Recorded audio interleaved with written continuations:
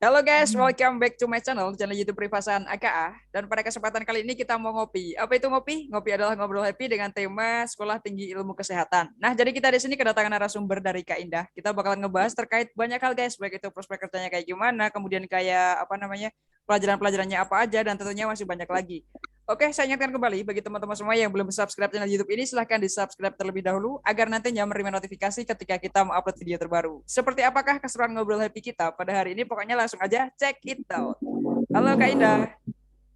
Halo Kak Rifa, selamat malam. Malam. Assalamualaikum. Ini Waalaikumsalam. Gimana Kak kabarnya sekarang? Alhamdulillah sehat walafiat. Gimana kabarnya Kak Rifa juga?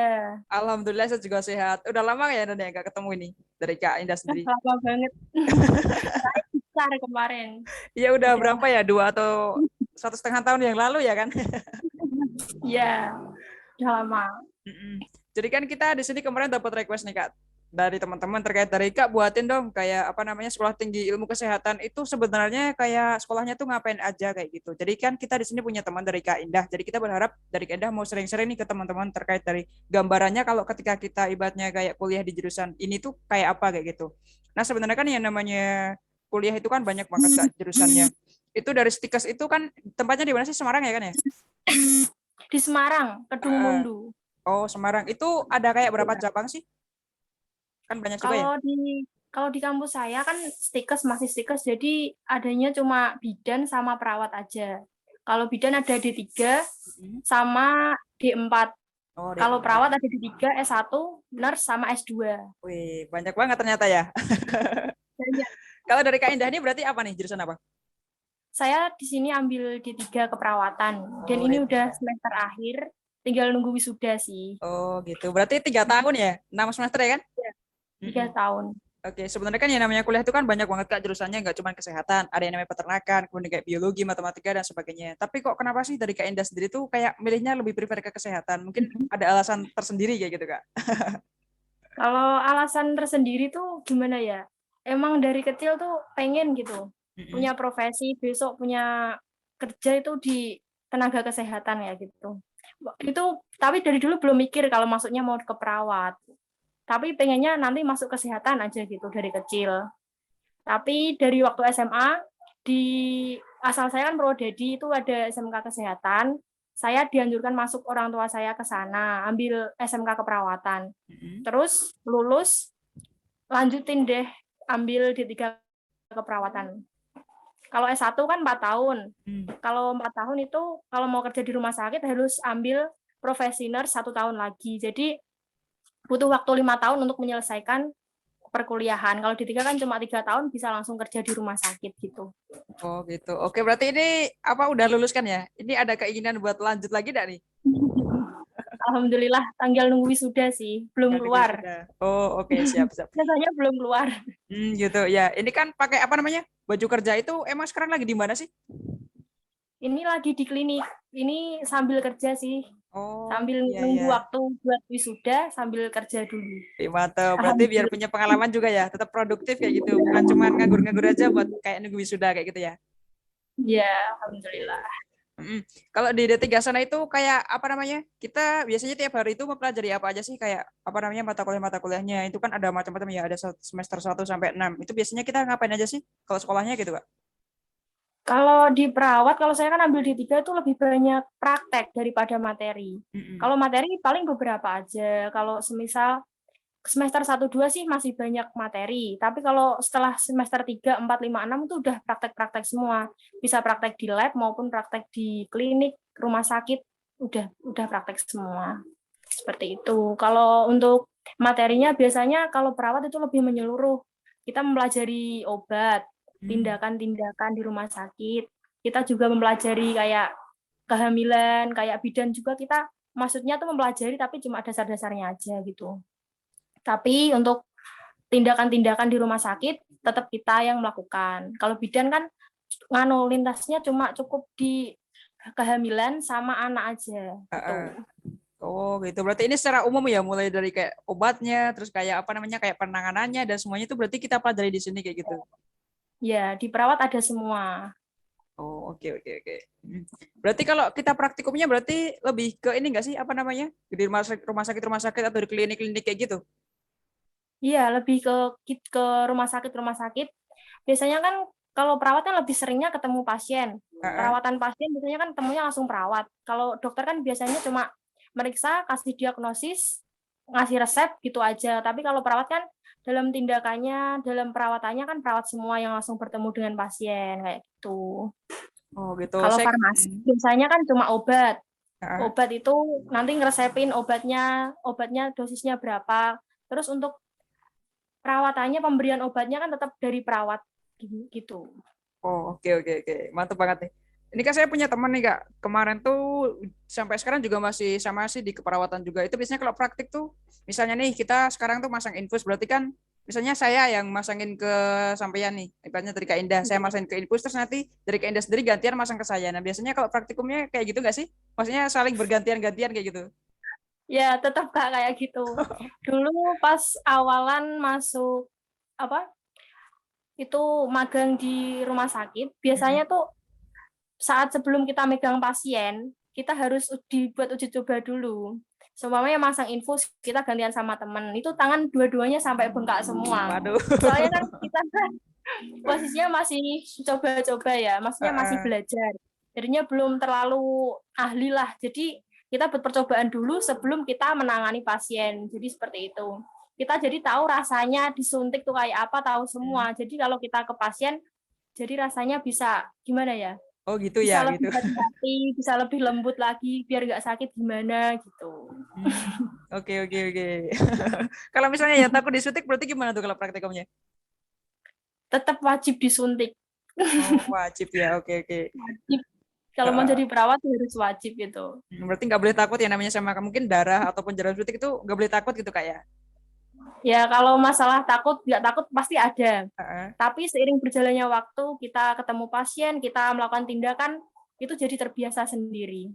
Semua takut melihat darah. Kita Hmm. terbiasa setiap hari melihat darah saat praktik maupun saat kita ke pasien. Lihat darah terus setiap hari nanti juga biasa. Tapi awal-awalnya juga kayak keliangan, pusing gitu, Oh kayak pengen gitu. muntah itu juga ada, Iya pernah. benar-benar. Berarti emang awalnya kalau ketika udah kita apa namanya takut tapi kalau udah terbiasa melihat itu berarti bakalan seiring berjalan waktu juga kita bakal dapat pelajaran buat kita biar berani kayak gitu kak ya. Iya. Kalau terkait dari ini kayak keseruan mungkin ketika sedang kuliah ataupun praktek apa kak? Mungkin kayak pengalaman yang nggak bisa dilupain mungkin kayak guyonan teman-teman atau gimana gitu. Kalau keseruannya biasanya sih kalau di rumah sakit gitu sih. Kalau di rumah sakit, kalau kita magang kan biasanya kan kayak gimana ya, kayak senior-senior di rumah sakit tuh biasanya kayak pada sering ngerjain. Mm-mm. Seumpamanya kalau kita shift malam, nanti mereka pada tidur, kita disuruh bangun sendiri. Itu waktu pagi-pagi tuh mata kita sampai kayak mata panda, hitam-hitam semua dikerjain. Terus kayak gimana ya, saya dulu pernah dikurung di kamar mayat sama senior-senior, Waduh, itu juga waktu magang juga.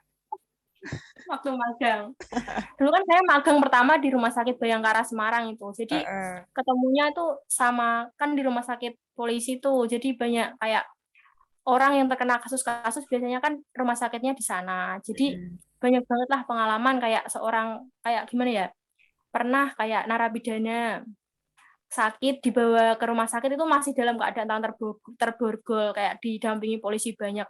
Jadi Heeh. kesannya gimana ya? Kayak lebih ada gregetnya Oh, gitu loh. ada yang beda kayak gitu ya daripada pasien biasa gitu. Beda. Oke, oke. Hmm. Kalau terkait dari skill yang harus dimiliki ketika kita menjadi seorang perawat itu apa sih? Kalau skill Apakah biasanya kelembutan kita kan hati ataukah apa gitu? ya, kalau kalau jadi perawat tuh yang penting harus sabar. Mm-mm. Sabar, kita harus bisa merasakan apa yang orang lain rasakan. Biasanya kayak gitu. Semuanya kayak kita mau nyuntik nih, kita nggak boleh asal-asalan asal tusuk.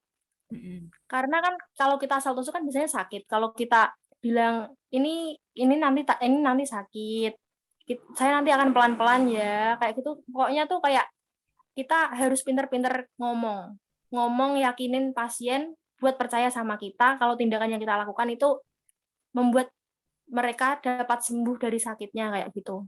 Harus sabar, pokoknya sabar. Oke, oke. Intinya sabar. Pernah dapat ini pasien yang pasti kan pasien kan macam-macam ya Kak ya. Ada yang ibaratnya kayak apa namanya yang berani, ada yang takut. Berarti pernah dapat pengalaman kayak gitu. Terus gimana sih cara nanganinnya kayak gitu Kak? Ya dari pasien itu kayak percaya gitu. Banyak kalau pasien yang takut disuntik itu juga banyak.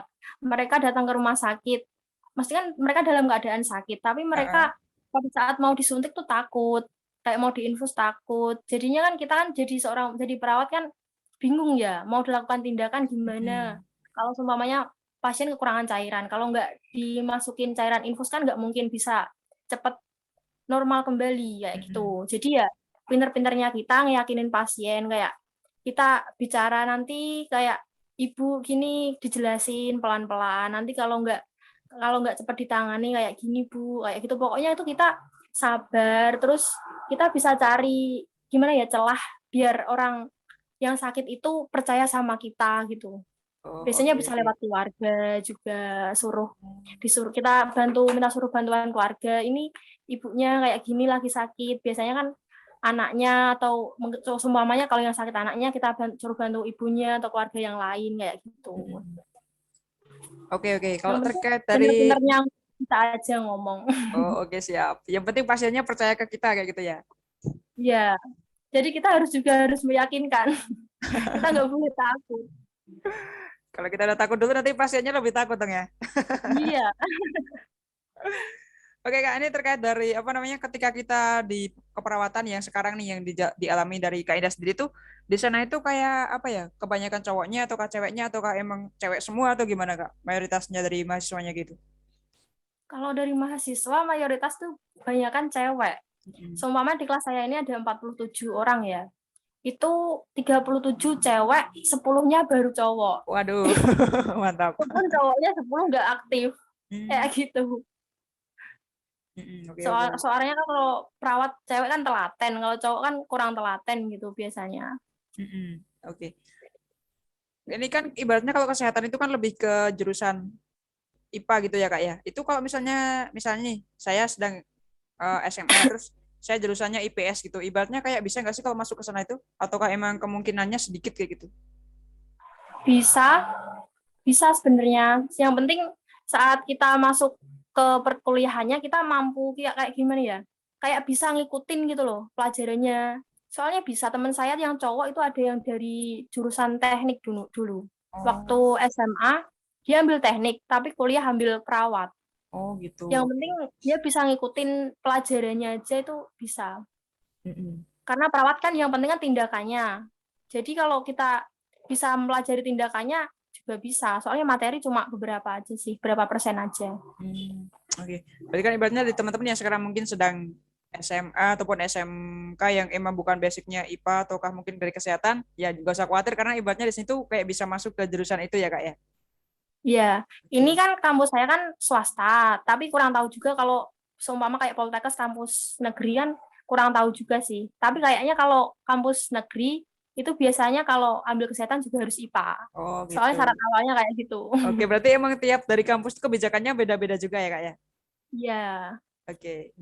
Ini kan kemarin ada juga yang teman-teman tuh nanya, Kak, saya kalau misalnya masuk ke kesehatan itu ibaratnya kayak seberapa pentingkah dari public speaking itu buat ketika kita mau ibaratnya sekolah di kesehatan. Kan ibaratnya di sini keperawatan itu emang udah apa ya, emang dihadapkan ke pasien-pasien itu seberapa penting Kak buat kayak public speakingnya ke situ kayak gitu. Kalau buat public speaking itu sangat penting sih menurut saya. Kita kan setiap hari bertemu dengan orang-orang baru, keluarga pasien, pasien dengan mereka latar belakangnya beda-beda. Tapi untuk public speaking itu bisa dilatih kok.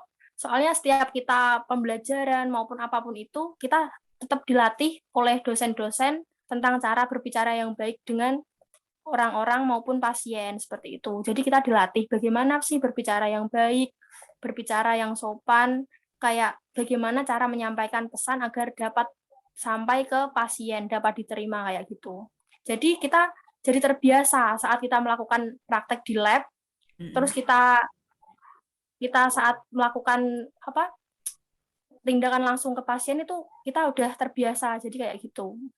Jadi untuk public speaking itu bisa dilatih. dan Oke. terbiasa kalau di perawat itu. Oke, mantap. Berarti ibaratnya di sini kalau dari teman-teman ya sekarang mungkin ibaratnya kayak basic public speaking-nya masih kurang ya nggak apa-apa. Soalnya kan ibaratnya seiring berjalannya waktu yang namanya public speaking itu bisa dilatih sambil kuliah, sambil kita belajar, pokoknya tetap pasti bisa kayak gitu. Oke, Kak, terkait Iya, dari ini, apa namanya? Kalau kita kan tadi udah jelasin juga terkait dari ada farmasi yang membahas terkait kayak obat-obat gitu. Itu kan biasanya kalau obat itu apa namanya kayak bahasanya itu bukan bahasa secara umum. Nah itu berarti harus kita punya kayak passion bahasa Inggris ataukah apa gitu, Kak?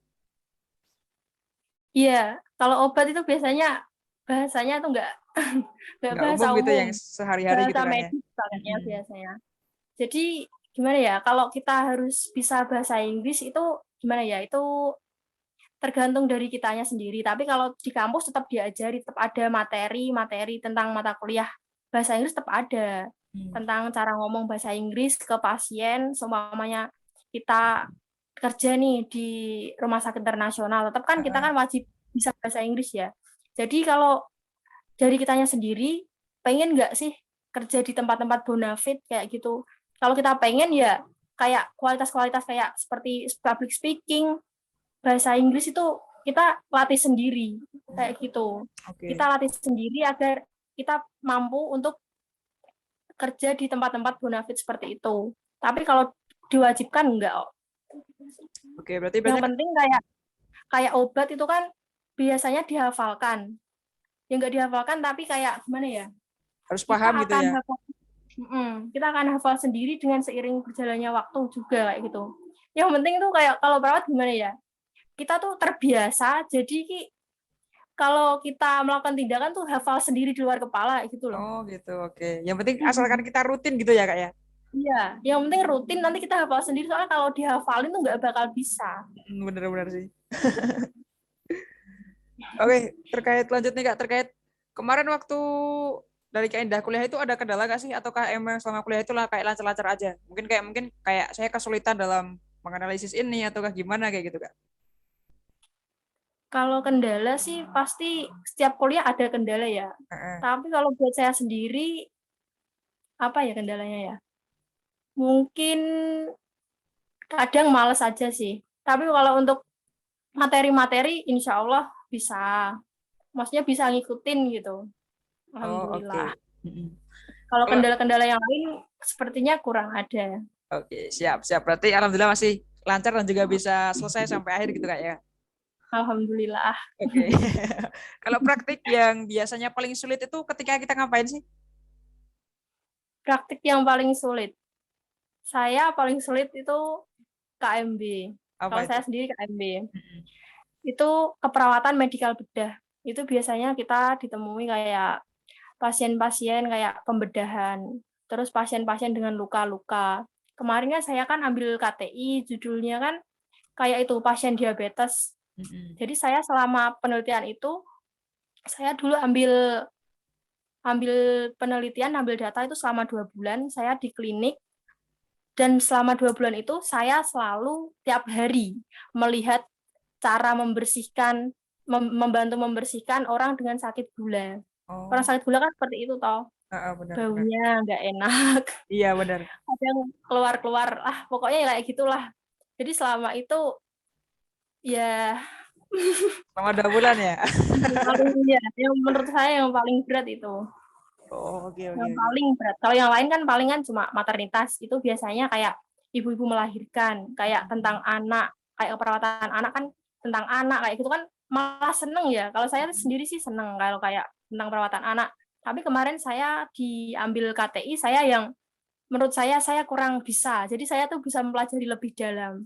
Jadi saat saya terjun udah kerja, saya udah gimana ya, nggak ada tanggungan saya, aduh saya belum bisa nih di bagian ini. Jadi saya tuh kayak yang saya belum bisa saya pelajari lebih dalam agar saya tuh lancar waktu saya sudah kerja kayak gitu. Oh Buat gitu. bekal saya sendiri sih Iya sih sebenarnya. benar-benar.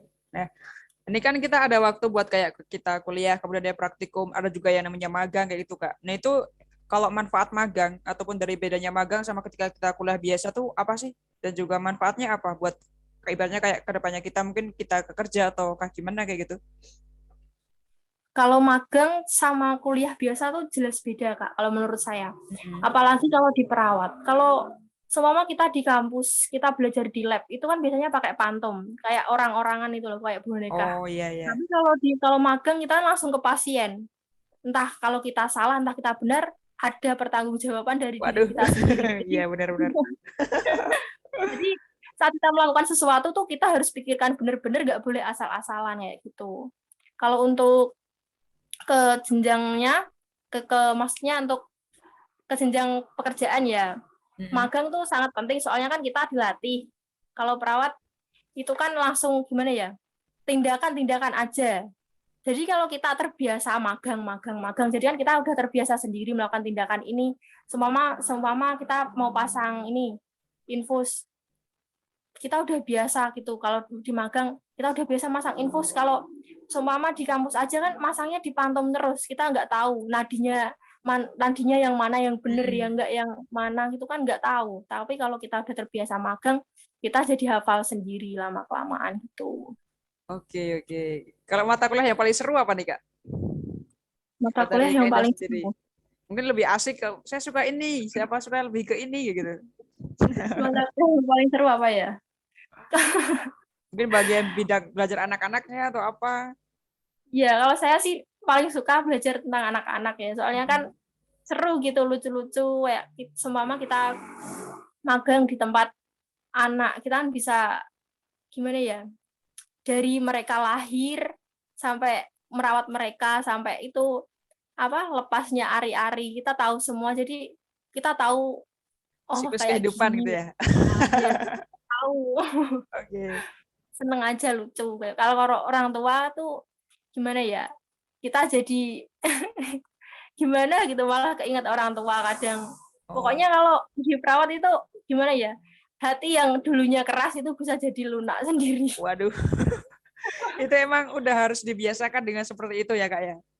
Iya, soalnya tiap hari ketemunya orang sakit. Mesti kan nggak mungkin orang sakit seneng, mesti orang sakit tuh kan sedih. Jadi kita tuh terbiasa melihat orang sedih, jadi Iya, hati kita tuh lama-lama akan harus diberikan gimana ya, nggak ketulusan. bisa tenang. Bener. Oke, oke. Kalau ini kan dari dulu Kak Indah itu kan ikut organisasi nih Kak. Nah itu gimana sih cara baginya waktu antara organisasi kayak kuliah, praktikum? Soalnya kan ini memang praktikumnya kayak banyak banget ya kan Kak. Itu gimana sih cara bagi waktunya biar ibaratnya kayak balance gitu? Untuk bagi waktu, alhamdulillah waktu dulu saya banyak ikut organisasi. Terus bisa sih bagi waktunya, soalnya kalau organisasi kan biasanya mengikuti jam kosong kita. Kalau seumpama kan kampus ya beda sama universitas, jadi lingkupnya lebih kecil. Soalnya kan juga prodinya cuma adanya perawat sama bidan. Itu pun yang reguler cuma ada beberapa kelas aja. Jadi kalau organisasi biasanya ngikutin kita. Kalau seumpamanya kita ada kuliah pagi, nanti kita seumpama ada kegiatan, kita adakan rapat malam kayak gitu. Jadi ngikutin ngalir aja. Oh enggak, kalau di universitas mungkin kan banyak ya, banyak dari berbagai lingkup. Kalau kita sedikit, alhamdulillah bisa. Kalau kayak saya juga ikut Menwa juga. Kalau Menwa kegiatannya biasanya kan kalau di hari libur. Kayak kalau seumpama Sabtu Minggu, kalau enggak akhir libur semester kayak gitu. Jadi enggak ganggu sih, alhamdulillah.